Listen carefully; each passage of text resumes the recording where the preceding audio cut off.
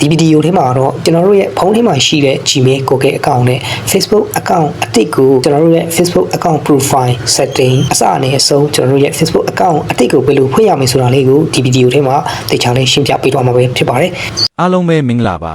IDK Let's ကနေကြိုဆိုပါရစေနေပညာနဲ့ပတ်သက်တဲ့အသုံးဝင်တဲ့ဗဟုသုတတွေကိုလွယ်နဲ့နားလည်အောင်ဖော်ပြပေးနေပါတယ်အသစ်ထွက်တဲ့ app တွေအသုံးတဲ့နေလန်းတွေကိုတစ်ခုချင်းစီသုံးပြပြောပြပေးမှာပါပံ့ပိုးမှုအတွက်စိတ်တိုင်းကျ channel လေးကိုဝင်ကြည့်ပေးကြဖို့တောင်းဆိုပါတယ်ဆက်လိုက်ကြရအောင် Okay ကျွန်တော်တို့ Facebook ဆိုဝေလေးတွေကိုဝင်သွားလိုက်ပါမယ်Facebook ထဲဝင်လိုက်ပြီဆိုလို့ရှိရင်တော့ကျွန်တော်တို့ create new account ဒီနေရာထဲကိုနှိပ်လိုက်ပါ get started နှိပ်ပေးလိုက်ပါကဲဒါဆိုလို့ရှိရင်တော့ကျွန်တော်တို့ဒီမှာ first name last name နေရာမှာကို Facebook account ကိုဘယ်လိုနာမည်နဲ့အသုံးပြုမလဲပေါ့နော်စိတ်ချိုက်ထည့်နိုင်ပါတယ်ဥပမာကျွန်တော်ကတော့ first name မှာကျော် last name မှာကျော်ကြီးပေါ့နော်ကျွန်တော်ကျော်ကြီးဒီလိုလေးပေးလိုက်ပါမယ်ကဲပြီးတော့ကျွန်တော်တို့ next ကိုနှိပ်ပေးလိုက်မယ် Okay ဒီထဲမှာဆိုလို့ရှိရင်တော့ကျွန်တော်တို့မွေးလရက်ခုနှစ်ကိုထည့်ပေးရမှာဖြစ်ပါတယ်ကိုယ့်ရဲ့မွေးရလခုနှစ်ကိုထည့်ပေးလိုက်ပါမွေးရလခုနှစ်ကိုထည့်တဲ့အချိန်မှာကျွန်တော်တို့ကိုယ့်ရဲ့ Facebook account ကိုအမှန်ကန်တုံးမယ်ဆိုလို့ရှိရင်တော့မွေးရလခုနှစ်ကိုကျွန်တော်တို့ရဲ့မှတ်ပုံတင်ထဲမှာပါတဲ့အတိုင်းတေချာလေးထည့်ထားရင်တော့ပို့ပြီးတော့အဆင်ပြေတယ်ပေါ့နော်ဒါမှတားလေးနောက်တစ်ခါကျွန်တော်တို့ Facebook log တွေပါကြာသွားတဲ့အခါမျိုးမှာကျွန်တော်တို့ဆယ်ရတာလည်းပို့ပြီးတော့အဆင်ပြေတယ်ပေါ့နော်ကျွန်တော်တို့ ID တွေပါတင်တဲ့အခါမှာလည်းID အောင်ဖို့လွယ်တယ်ပေါ့နော်ဒီမှာတစ်ခါလေးကျွန်တော်တို့မှန်အောင်မထည့်ထားဘူးဆိုလို့ရှိရင်လည်းနောက်မှပြင်လို့ရပါတယ်ကဲ next ကိုထည့်နေလိုက်ပါ Okay ဒီထဲမှာယောက်ျားလေး main ကလေးကြည့်ထားပေးလိုက်ပါ main ကလေးဆိုလို့ရှိရင်တော့အပေါ်နာက family ညမှာထားပြီးတော့ယောက်ျားလေးဆိုလို့ရှိရင်တော့အောက်နာလေးက main ညမှာကြောင်းပြီးတော့ထားပေးလိုက်ပါကဲပြီးတော့ကျွန်တော်တို့ next ကိုနှိပ်ပေးလိုက်မယ်ကဲဒီညမှာကျွန်တော်တို့ mobile number ပေါ့နော် mobile number ကျွန်တော်တို့ဖုန်းနံပါတ်နဲ့ဖွင့်မလာအောင်เนาะဖုန်းနံပါတ်နဲ့ဖွင့်မယ်ဆိုလို့ရှိရင်တော့ဒီညမှာကျွန်တော်တို့ဖုန်းနံပါတ်ကိုတစ်ခါလေးထည့်လိုက်လို့ရတယ်ပေါ့နော်ဒါပေမဲ့အခုဒီဗီဒီယိုထဲမှာတော့ကျွန်တော်တို့ရဲ့ဖုန်းထဲမှာရှိပြီးသား Gmail account နဲ့ကျွန်တော်တို့ဖွင့်မှာဖြစ်တဲ့အကြောင်းမလို့ဒီထဲမှာကိုဖုန်းနံပါတ်မထည့်ဘဲနဲ့ sign up with email ဒီအောက်နားလေးကဒီညမှာကိုနှိပ်ပြီးတော့ပြောင်းပေးလိုက်ပါကဲဒါဆိုလို့ရှိရင်တော့ဒီနေရာမှာ email ဆိုပြီးတော့ပြောင်းသွားဖြစ်ပါတယ်ဒီမှာကျွန်တော်တို့ရဲ့ဖုန်းထဲမှာရှိပြီးသား Gmail Google account ကိုတွားပြီးတော့ကြည့်လိုက်ပါတော့ကျွန်တော်တို့ဖုန်းထဲမှာရှိပြီးသား Gmail Google account ကိုဒီနေရာမှာထည့်ပေးလိုက်ပါတကယ်လို့ကိုဖုန်းထဲမှာရှိပြီးသား Gmail Google account က Facebook account ဖွင့်ပြီးသားဆိုလို့ရှိရင်တော့ကျွန်တော်တို့ထပ်ပြီးတော့ဖွင့်လို့ရမှာမဟုတ်ပါတော့ Facebook account မဖွင့်ရသေးတဲ့ Gmail account ကိုရွှေ့ပြီးတော့ဒီနေရာမှာလာပြီးတော့ထည့်ပေးလိုက်ပါ Gmail account ထည့်ပြီးသွားပြီဆိုလို့ရှိရင်တော့ next ကိုထည့်ပြီးတော့နှိပ်သွားလိုက်ပါ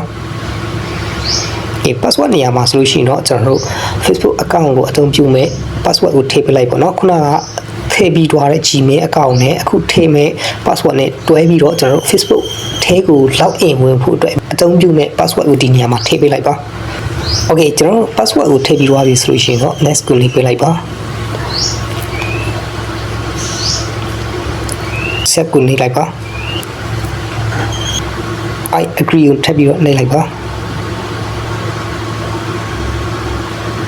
Okay ဒီလိုလေးပေါ်လာပြီဆိုလို့ရှိရင်တော့ကျွန်တော်တို့ရဲ့ account ကိုအတည်ပြုပေးဖို့အတွက်ပေါ့နော်ဒီမှာ confirm code ကိုကျွန်တော်တို့တွားပြီးတော့ကျွန်တော်တို့ခုနကထည့်ခဲ့တဲ့ Gmail Google account မှာတွားပြီးတော့ယူရမှာဖြစ်ပါတယ်အဲ့အတွက်ကြောင့်မလို့ကျွန်တော်တို့ခုဖုန်းထဲမှာရှိတဲ့ Gmail software လေးတွေကိုဝင်သွားလိုက်ပါ Gmail software တွေဝင်သွားပြီးတော့မှကျွန်တော်တို့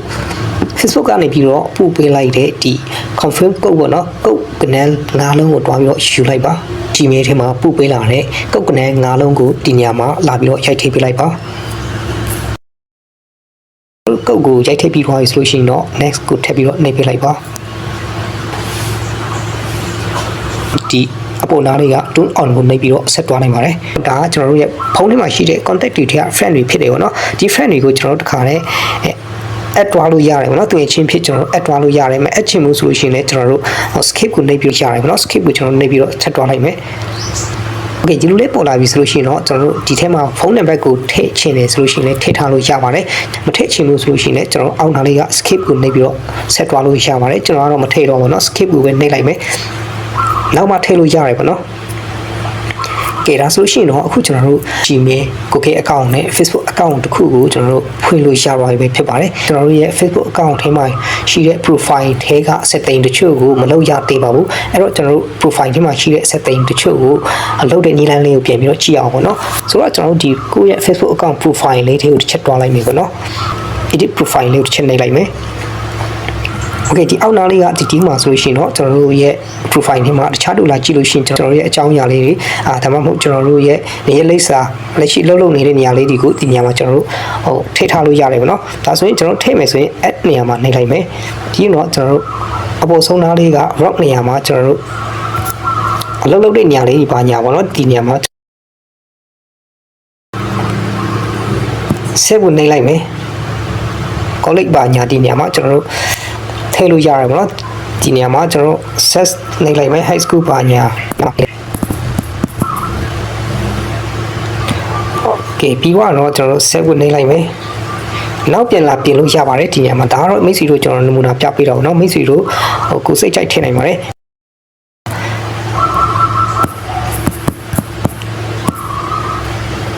Okay ကျွန်တော်တို့ချိန်မိုက်ထည့်လိုက်Okay ဒါလေးထည့်လိုက်မယ်ပေါ့เนาะကျွန်တော်7မိနစ်နဲ့ဒီတိုင်းပဲကျွန်တော်တို့ချက်ချက်ခါလေးနှိပ်ပြီးတော့ထွက်လိုက်မယ် Okay home turn နေရာကျွန်တော်လည်းကျွန်တော်တို့ပေမျိုးဝဲဖြစ်လို့ပေါ့เนาะကျွန်တော်တို့ထည့်လို့ရပါတယ်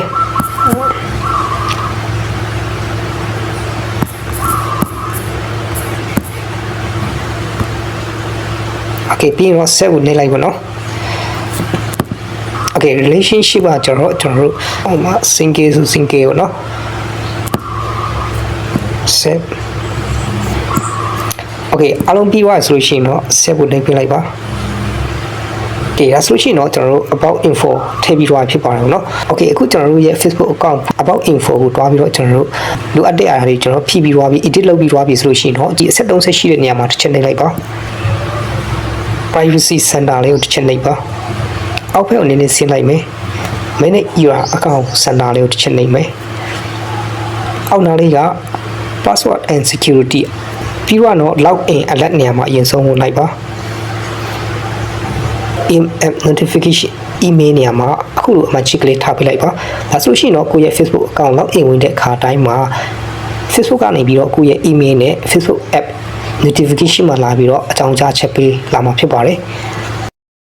ဟုတ်ကဲ့ပါဒီဗီဒီယိုထဲမှာဆိုလို့ရှိရင်တော့ကျွန်တော်တို့ရဲ့ Facebook account အသစ်ကို Gmail account နဲ့ဘယ်လိုဖွင့်ယူရလဲဆိုတာလေးကိုမိတ်ဆွေတို့ကိုညှဝေပေးသွားတာပဲဖြစ်ပါတယ်နောက်တစ်ဗီဒီယိုထဲမှာဆိုလို့ရှိရင်တော့ကျွန်တော်တို့ဒီအပေါ်နားလေးက two factor authentication ကိုနှိပ်ပြီးတော့ကျွန်တော်တို့ရဲ့ Facebook account ကိုပို့ပြီးတော့အလုံခြုံအောင် two step ခံတဲ့နည်းတွေကိုဆက်လက်ပြီးတော့ပြောပြပေးမှာဖြစ်ပါတယ်နောက်ထပ်ဗီဒီယိုထဲမှာပြန်ပြီးတော့ဆုံကြရအောင်အားလုံးပဲဆင်ပြေပါစေခင်ဗျာ